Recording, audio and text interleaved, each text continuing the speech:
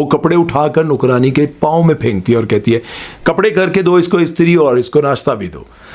ये मजलूम लड़की दिखाई जा रही है भाई। इस तरह की कहानियां देखने के बाद बहुत सारी लड़कियों को लगता है कि हाँ मेरा शोहर भी ऐसा है, मैं घर से निकलूं तो शोहर करने लग जाता है। अस्सलाम वालेकुम ख़वातीन हज़रात, मैं हूं आपका मेज़बान सुमैर। तो आज के नए प्रोग्राम में हम आपको खुशामदीद कहते हैं। दोस्तों, पाकिस्तान के 3 ऐसे बड़े ड्रामे जिन्हें आजकल बहुत देखा जा रहा है, लेकिन ख़वातीन उन ड्रामों को देखकर अपनी ज़िंदगी भी बर्बाद कर सकती हैं, उससे कुछ सीख भी सकती हैं। लेकिन अगर आपकी ज़िंदगी पर कहानियाँ बहुत असरअंदाज होती हैं तो ये 3 ड्रामे देखने बंद कर दें, क्योंकि बहुत सारी ख़वातीन ऐसी हैं जो ड्रामे एंटरटेनमेंट के लिए देखती हैं, लेकिन बहुत ज़्यादा ऐसी भी हैं जो कहानियाँ देखती हैं और अपनी ज़िंदगी के साथ रिलेट करती हैं और उनको लगता है कि ये सब कुछ मेरी ज़िंदगी में हो रहा है और कहानियाँ उन पर ऐसी असरअंदाज करती हैं कि वो सब कुछ बर्बाद कर देती हैं। उनको देखते हुए अपनी ज़िंदगी और अपने आप को मजलूम समझने लग जाती है और उनको लगता है कि यही सब कुछ मेरे साथ हो रहा है और मुझे भी इन्हीं की तरह करना चाहिए। सबसे पहले हम बात करेंगे ड्रामा सीरियल मेरी बहुएं के बारे में। इस ड्रामे के कुछ ऐसे सीन्स मैंने देखे जिन्हें देखने के बाद मुझे यूँ लगता था कि फ़ौरन से पहले भाई इस पर डिस्कस करना चाहिए, क्योंकि ड्रामे में दिखाया ये जाता है कि एक अमीरज़ादी इकलौती वारिस जायदाद की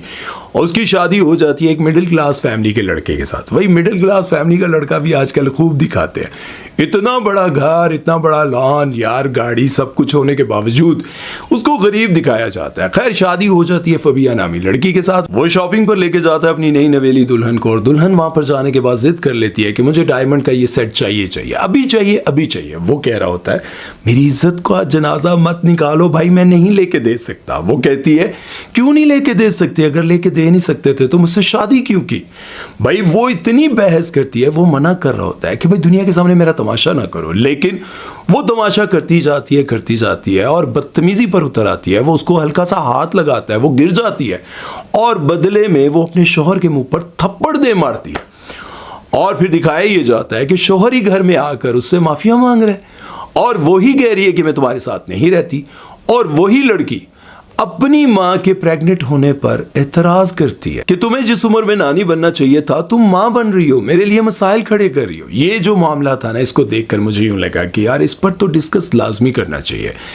एक माँ बाप जिनके यहाँ एक औलाद होती है, एक ही बच्चा होता है या बच्ची होती है, वो सारी जिंदगी अपने दूसरे बच्चे की आस में जीते हैं और उनके पास जायदाद, सब कुछ, बहुत कुछ होता है भाई।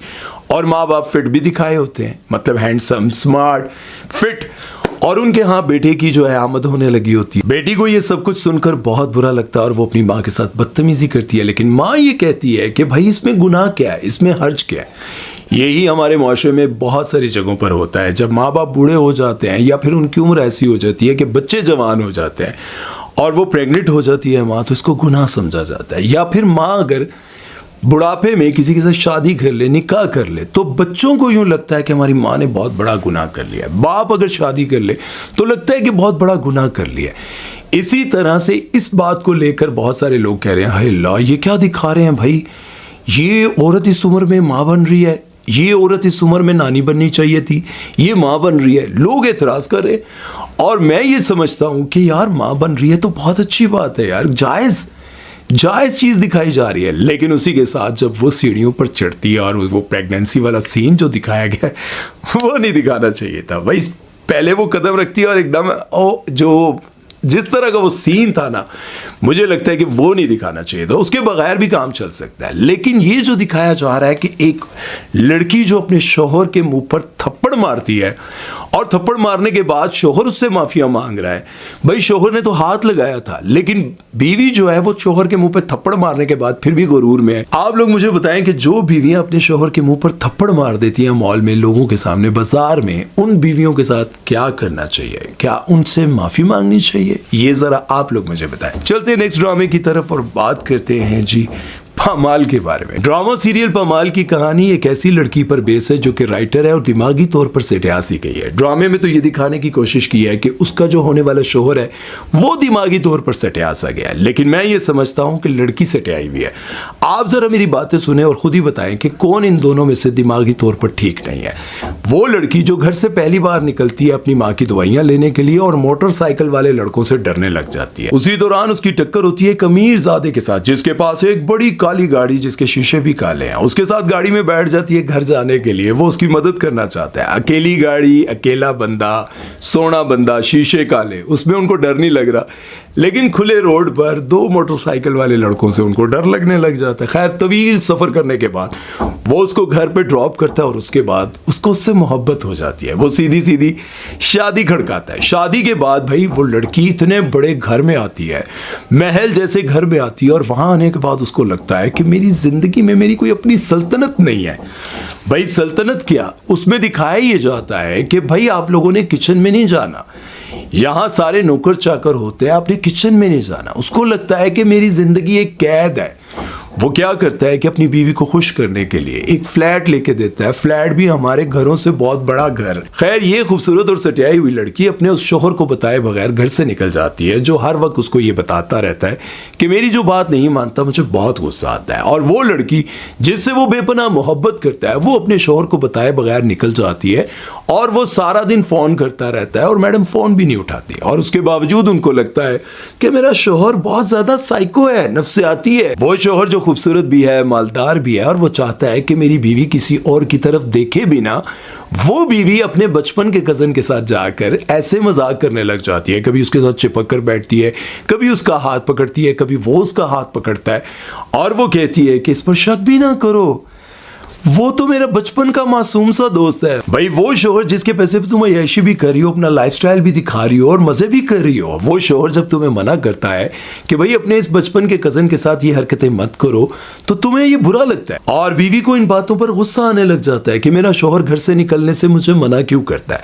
वो मना नहीं करता, वो कहता है कि जाओ तो मुझे बता कर जाओ और अपना फोन अपने पास रखो, जब मैं तुम्हें फोन करूं तो फोन उठा लो। और इतनी बार समझाने पर भी ये पढ़ी लिखी राइटर अपने शोहर का फोन नहीं उठाती, और वो इतनी बार कह चुका है कि जब भी बाहर जाओ मेरा फोन उठाओ। और एक तो ऐसा सीन दिखाया जिसे देखने के बाद मुझे यूं लगा कि यार इतने बड़े दिल वाला शोहर दिखाया। होता यह है कि लड़की के मैके वाले आते हैं और घर में कुछ खास होता नहीं है। वो शोहर को फोन करती है और शोहर कहता है कि भाई तुम मुझे लिस्ट बनाकर भेज दो, मैं सारी चीजें भेज देता हूँ। वो सब कुछ ऑर्डर भी करवा लेती है, मंगवा भी देता है, सब कुछ कर देता है, लेकिन खुद मौजूद नहीं होता क्योंकि उसका एक दोस्त अमेरिका से आता है, उसका एक्सीडेंट हो जाता है और वो उसको हॉस्पिटल ले जाता है, इसलिए वो नहीं आता। लेकिन बीवी इन बातों पर अपने शोहर का गिरेबान भी पकड़ती है, उसको धक्के भी देती है और उसको कहती है कि तुम साइको, तुम दिमागी तौर पर ठीक नहीं हो। रजा ये चाहेगा तो होगा, रजा वो चाहेगा तो होगा। रजा की ही मानते मानते मैं सारी जिंदगी गुजार दूंगी, क्या मेरी अपनी कोई जिंदगी नहीं, मेरी अपनी कोई सल्तनत नहीं। और इन सारी बातों पर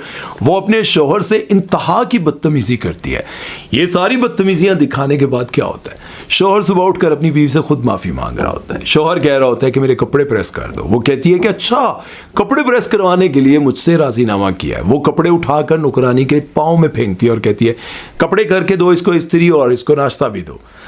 ये मजलूम लड़की दिखाई जा रही है। भाई आप अंदाजा लगाएं कि इस तरह की कहानियां देखने के बाद बहुत सारी लड़कियों को लगता है कि हाँ मेरा शोहर भी ऐसा है, मैं घर से निकलूं तो शोहर करने लग जाता है। हाँ मेरा शोहर भी कहता है कि फोन क्यों नहीं उठाया।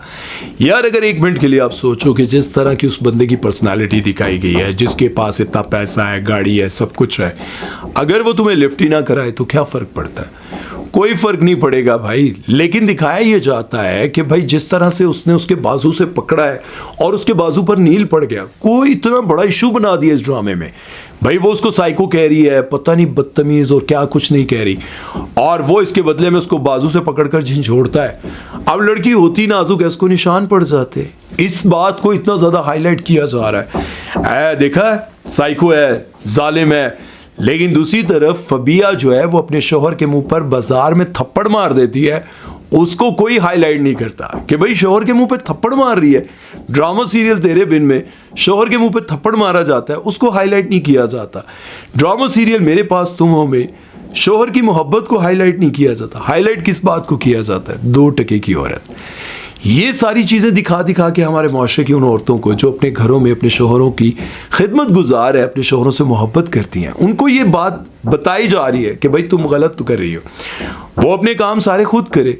उधर वो शोहर जो अपनी बीवी से इतनी मोहब्बत करता है, सब कुछ करता है, वो थप्पड़ खा रहा है अपनी बीवी से, अपनी बीवी से साइको और पता नहीं क्या कुछ सुन रहा है। किस लिए? कि वो सिर्फ मोहब्बत करता है। इसलिए किसी भी शख्स से उतनी मोहब्बत करो जितनी वो बर्दाश्त कर सके, इतना उसका ख्याल रखो जितना वो बर्दाश्त कर सके। और एक और ड्रामा है जिसे देखने के बाद मुझे यूं लगा कि यार ये तो बस मुआशरे को खराब करने वाली बातें हैं। ड्रामा सीरियल जमा तकसीम में मैंने देखा, एक तो उसका एक पॉइंट जो कि बहुत अच्छा लगा, जिसमें दिखाया गया कि जॉइंट फैमिली में हरेसमेंट और इस तरह की चीज़ें जब दिखाई जाती हैं और हो रही होती हैं, तो इससे ये साबित होता है कि जॉइंट फैमिली में नहीं रहना चाहिए।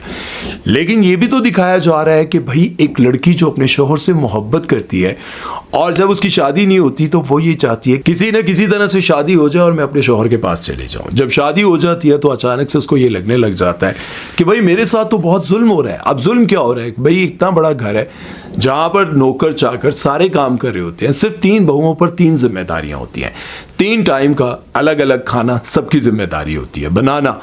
अब एक टाइम का खाना उसको ये दिखाया जा रहा है कि उस पर बहुत बड़ा जुल्म हो रहा है, बहुत ज्यादती हो रही है भाई। उसी खाने बनाने की वजह से तो उसकी बेटी को हरास किया जा रहा है क्योंकि वो खाने में बिजी होती है, खाना बनाने में बिजी होती है। ये सारी चीजें देखकर बहुत सारी लड़कियों को लगता होगा, हाँ देखो ना कितना बड़ा जुल्म हो रहा है। अगर वो खाना ना बनाती, वो अपने घर में अकेले रहती तो कितना अच्छा होता। अब क्या होता है कि भाई वो शौहर अपनी बीवी को अलग घर लेके देता है, अलग घर लेके देता है, तो वहां पर क्या होता है जी, अब वो जब घर आता है तो ना खाना बना होता है, ना नाश्ता बना होता है, ना उसको कपड़े धुले हुए मिलते हैं, घर गंदा मिलता है।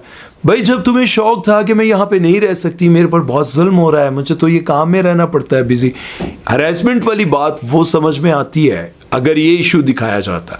लेकिन इशू ये दिखाया जा रहा है कि बीवी जो है वो इसलिए अलग हो रही है, इसलिए वो रहना चाहती है अलग कि भाई उसको खाना बनाना पड़ता है, उसको दूसरों के लिए काम करना पड़ता है। अब ज्वाइंट फैमिली में ये सब कुछ होता है और हमारे बचपन में तो ये सब कुछ होता था कि भाई पूरे का पूरा गांव टब्बर आ जाता था और मेरी अम्मी खाना बनाती जा रही हैं, रोटियां बनाती जा रही हैं और ज़रा बराबर वो ये नहीं कहती थी। एक तरफ मशीन लगाई होती थी, एक तरफ, अच्छा मेरी वाइफ भी ऐसी है, एक तरफ मशीन चल रही होती है, दूसरी तरफ खाना बना रही होती है, तीसरी तरफ मैंने कहीं जाना होता है तो कपड़े भी रेडी हो रहे होते हैं और मेरे बहुत सारे काम और इवन के बहुत सारे स्क्रिप्ट भी मेरे लिए तैयार कर रही होती हैं। ये सारे काम वो कर रही होती हैं, लेकिन मुझे कभी नहीं कहा ऐ मैं की करा, मैं थोड़ी अम्मी नू खाना भी दिया तो ऐ भी करा, वो भी, पंजाबी नहीं बोलती लेकिन मैं ये कह रहा हूँ। अब ये सारी चीज़ें देख देख कर बहुत सारी लड़कियों को लगता है कि हमारी ज़िंदगी बर्बाद हो रही है। खुदारा इन ड्रामों को देख कर अपने ऊपर असरअंदाज ना होने दें, इंटरटेनमेंट के लिए देखा करें और ये चीज़ें देख कर हंसा करें। देखो यार, एक खाना बनाना पड़ा और इतने ड्रामे हैं। जब दूसरी तरफ आप देखें कि वो राइटर लड़की जिसको सबा कमर जो किरदार अदा कर रही हैं, उनको एक अकेला बहुत बड़ा घर दिया जाता है, वो तब खुश नहीं। दूसरी तरफ वो लड़की जो अपने शौहर को कहती है डायमंड का ये सेट ले दो, वो कहता है मेरी जेब में पैसा नहीं, ठा करके मुंह पे तफा। यार कोई हद है यार। ऐसी कहानियां देखकर जब आप अपने ऊपर सोचेंगे कि यार मेरे साथ भी ऐसा हो रहा है, तो आप अपना घर बर्बाद करेंगी।